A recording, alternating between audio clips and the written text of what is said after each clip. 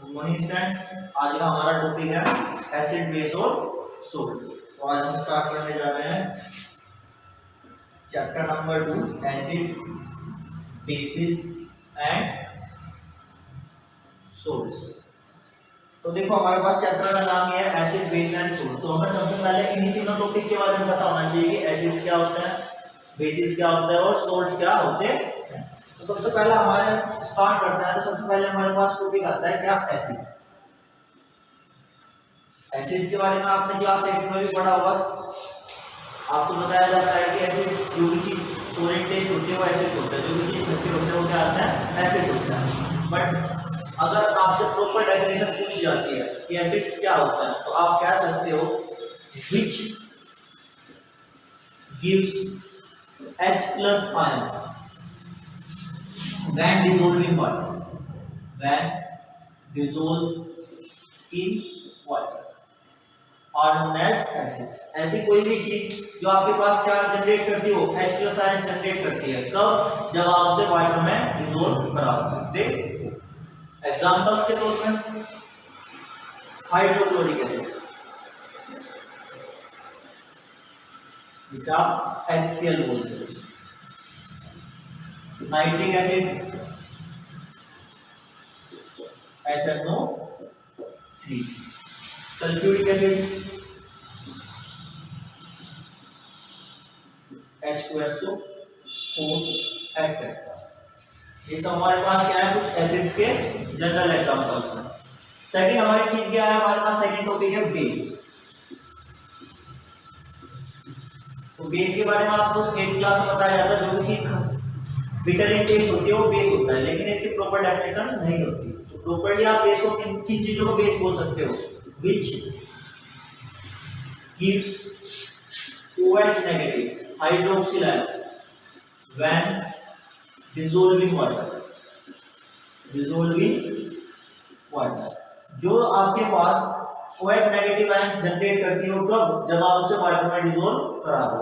उन सब चीज को आपने क्या नाम दिया हुआ है, basis. Example sodium hydroxide, sodium hydroxide formula होता है NaOH। पोटेशियम हाइड्रोक्साइड,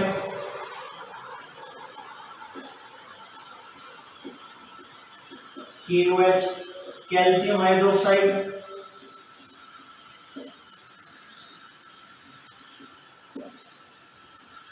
CaOH का होल ट्वाइस एक्सेट्रा। तो वो चीज क्या होता है, बेस। तो एक बार दोबारा से देख लेते हैं। हमारे चैप्टर का नाम था, सिर्फ चैप्टर के नाम के बारे में हम देख रहे थे। चैप्टर का नाम था acid base and salt. Acid के बारे में आपको सिर्फ इतना पता होता है कि जो चीज खट्टी होती है वो चीज एसिड होता है। अब तक 8th क्लास तक आपको ये पढ़ाया जाता है, लेकिन 10th क्लास में अगर आप देखोगे तो एसिड्स की एक प्रॉपर्टी होती है क्या, कि एसिड्स आपके पास H+ आयन जनरेट करते हैं जब आप उन्हें वाटर में डिसॉल्व कराते हो। आप देख भी सकते हो हाइड्रोक्लोरिक एसिड HCl, ठीक है। यहाँ पर अगर आप वाटर में डिसॉल्व कराओगे तो H+ और Cl- आयन जनरेट होगी। नाइट्रिक एसिड HNO3, तो अगर आप इसे एक्वस फॉर्म में रखोगे तो H+ NO3-। Sulphuric acid H2SO4, तो यहाँ पर भी H+ और SO4-। तो ये चीज होती है हमारे पास एसिड्स। हर एसिड की ये बेसिक प्रॉपर्टी होती है। दूसरी टॉपिक हमारे पास क्या, बेस।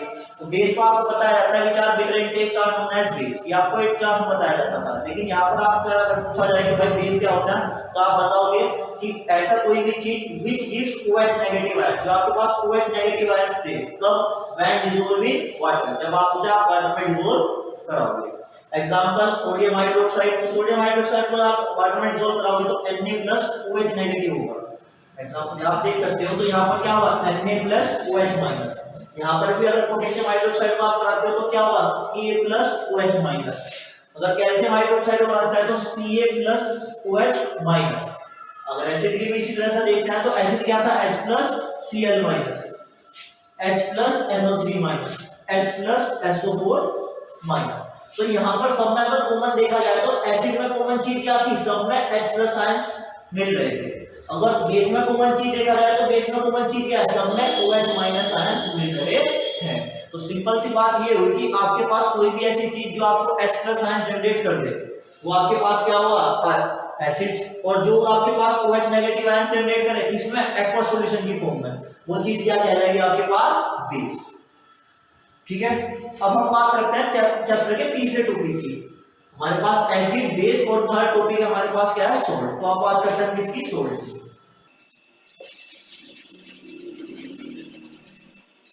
तो थर्ड चैप्टर का नाम का थर्ड टॉपिक है हमारे पास क्या, सोल्ट। सोल्ट क्या होता है, when acid combine with base, when acid combine with base, अगर आपके पास एसिड बेस से कंबाइन करे तो हमारे पास क्या चीज मिलेगा, टू गिव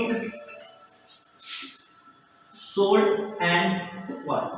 हमारे पास एक कंपाउंड तैयार होगा जिसको हम सोल्ट के नाम से जानते हैं। एग्जांपल्स के तौर पर अगर आप देखना चाहो तो ये चीज आपके पास बिल्कुल नहीं है, तो इसे थोड़ा ध्यान से देखना। एग्जांपल के तौर पर मैं देखना चाहूँ तो अगर मेरे पास कोई भी एसिड अगर मैं किसी भी बेस से रिएक्ट करा देता हूँ तो जो भी कंपाउंड बनता है उस कंपाउंड को हम सोल्ट बोलते हैं। साथ साथ इस सोल्ट के साथ वाटर भी बनता है। एग्जांपल हम देख लेते हैं, मेरे पास HCl है, हाइड्रोक्लोरिक एसिड, मैंने किस बेस से कराया, NaOH बेस से इसको रिएक्ट कराया, तो हमारे पास जो सोल्ट बना वो बना NaCl, सोडियम क्लोराइड, और साथ में क्या जनरेट हुआ, H2, वाटर भी बना। NaCl क्या होता है, कॉमन सोल्ट होता है जो हम घर में खाने के साथ इस्तेमाल करते हैं। एक और दो एग्जांपल देख लेते हैं। अगर मेरे पास क्या है, सल्फ्यूरिक एसिड है, H2SO4, अगर मैं इसकी रिएक्शन करा दूं किससे, पोटेशियम हाइड्रोक्साइड KOH से, तो हमारे पास क्या बनेगा, पोटेशियम सल्फेट K2SO4 और साथ साथ H2O भी बनेगा। अगर देखा जाए तो ये रिएक्शन आपके पास क्या है, अनबैलेंस्ड है। बैलेंस करने के लिए क्या करना पड़ेगा, यहाँ पर आपको 2 लगाना पड़ेगा, और अगर यहाँ पर देखा जाए तो बैलेंस करने के लिए क्या करना पड़ेगा, यहाँ पर 2 लगाना पड़ेगा। अब ये रिएक्शन क्या होगी, बैलेंस होगी।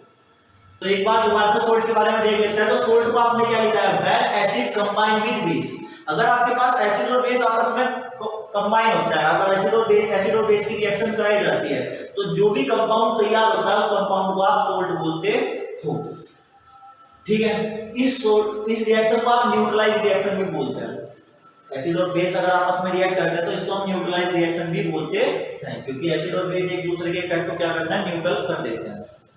तो ये तो था हमारा topic acid, base and salt. Chapter का नाम है हमारे पास एसिड, बेस एंड सोल्ट। तो हमने एक बार दोबारा से देख लेते हैं। एसिड्स क्या होता है, जो H+ आयंस देंगे एक्वस में। बेसिस क्या होता है, जो OH नेगेटिव आयन देंगे एक्वस में। और सोल्ट क्या होता है, जो एसिड और बेस के कॉम्बिनेशन से तैयार होता है, उसे हम क्या बोलते हैं, सोल्ट बोलते हैं।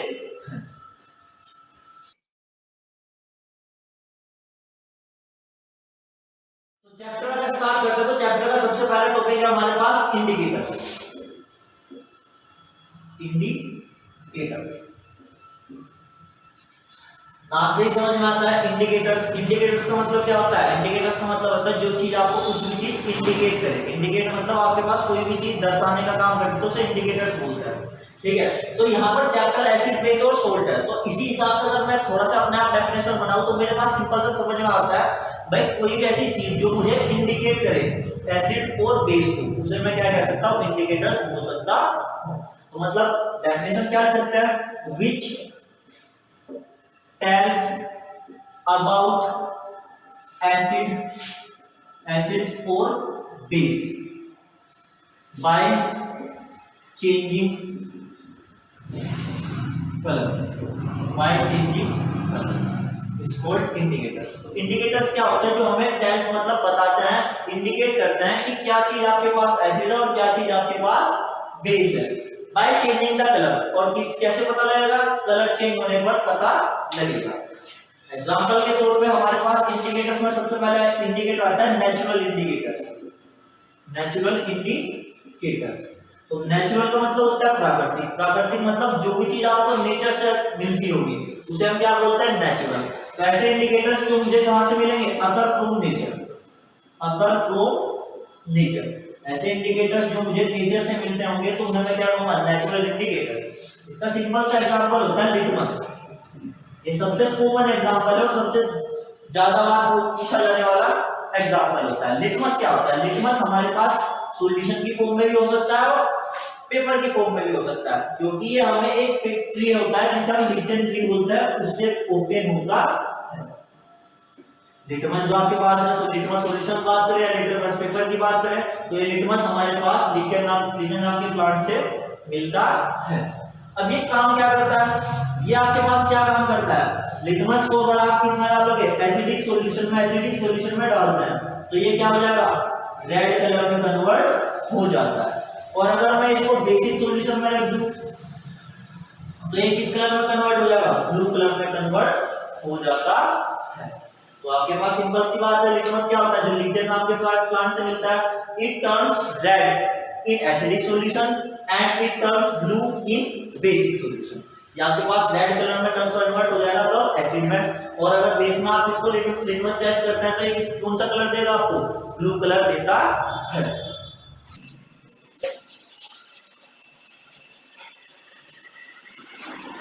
अगर दूसरे टाइप के इंडिकेटर्स की बात करें तो हमारे पास आता है synthetic indicator.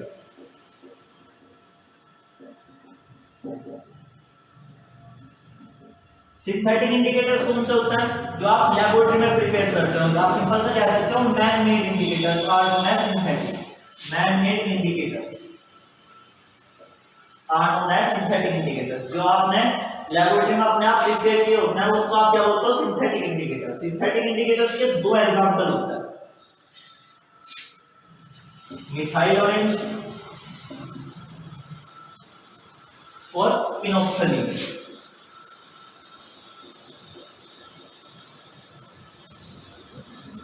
Phenolphthalein, methyl orange क्या करता है, मिथाइल ऑरेंज एसिडिक मीडियम में रेड कलर में कन्वर्ट हो जाता है, और बेसिक मीडियम में ये हमें येलो कलर देता है। फिनोल्फथलीन क्या होता है, फिनोल्फथलीन एक कलरलेस होता है और ये एसिडिक में कलरलेस ही रहता है, और बेसिक सॉल्यूशन में इसका कलर किसमें कन्वर्ट हो जाएगा, पिंक में चेंज हो जाता है। बस आपको इसमें कलर चार्ट याद करना होता है कि कौन सा कलर पे आपको क्या चीज ऑब्टेन होती है। अगर आपके पास मिथाइल ऑरेंज है और मिथाइल ऑरेंज को आपने किसी भी एक सॉल्यूशन में डाला और उसका कलर क्या हो जाए, रेड में हो जाए, तो आपको समझ आना चाहिए कि वो चीज क्या होगी, एसिड होगी। अगर आपके पास किसी सॉल्यूशन में आपने मिथाइल ऑरेंज को डालते हो और वो येलो कलर में कन्वर्ट हो जाता है, तो इसका मतलब वो जो सॉल्यूशन है वो क्या होगा, बेसिक सॉल्यूशन होगा। इसी तरह से फिनोल्फथलीन आपके पास एसिड में क्या होगा, कलरलेस, और बेस में कौन सा कलर कर देगा, पिंक।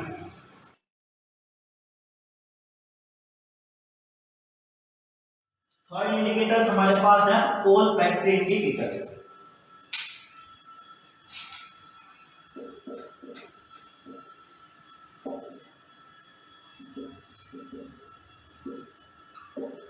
ओल्फैक्टरी इंडिकेटर्स क्या होता है, ओल्फैक्टरी इंडिकेटर्स होता है जो आपके पास एसिड और बेस में अलग अलग तरह की स्मेल प्रोड्यूस करते हैं। स्मेल को हम यहां पर लिखते हैं ओडर, डिफरेंट ODOUR, इसका मतलब होता है smell in acidic and basic medium.